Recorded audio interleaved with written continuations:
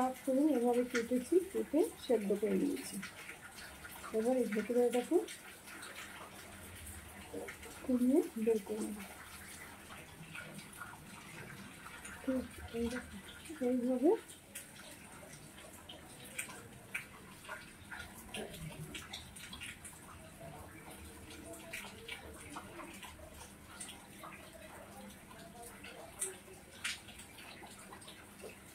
এটাকে বের করে নেব। ঠিক আছে, দেখাবো এটা বের করে নিচ্ছি।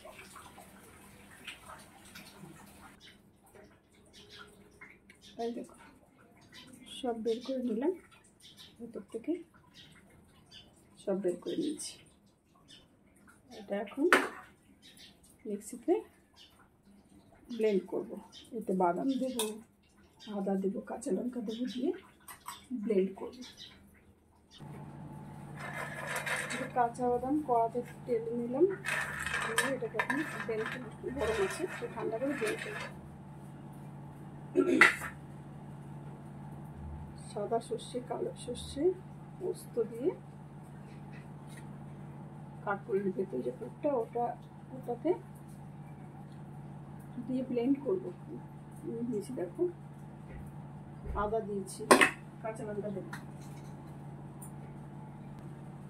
আদা কাঁচা লঙ্কা দিয়ে রেখেছি। এখন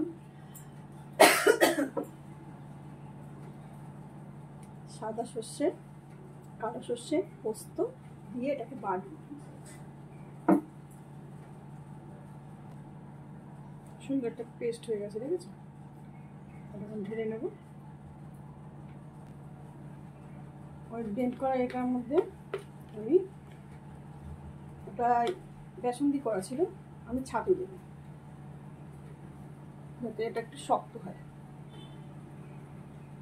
আমি ছাতু দিলাম, একটু সর্ষের তেল দিলাম,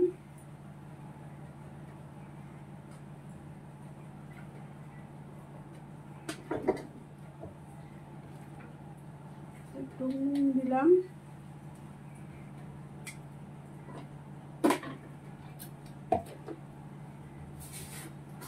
সামান্য একটু মিষ্টি দিলাম,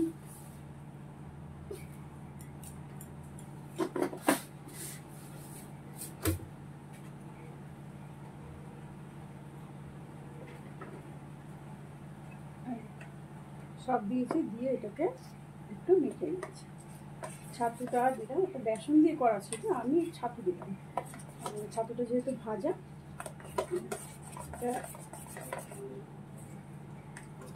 এটা ছাতুটা দেওয়ার উদ্দেশ্য হলো এত ভিড়া না রিটাইট করার জন্য। তাও ভিড়া আছে।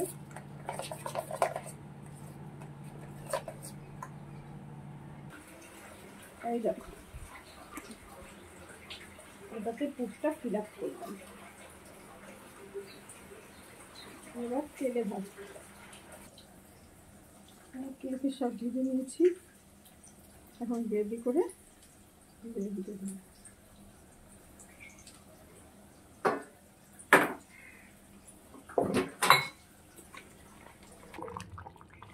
দেখো কাঁকরোল ফুটছে,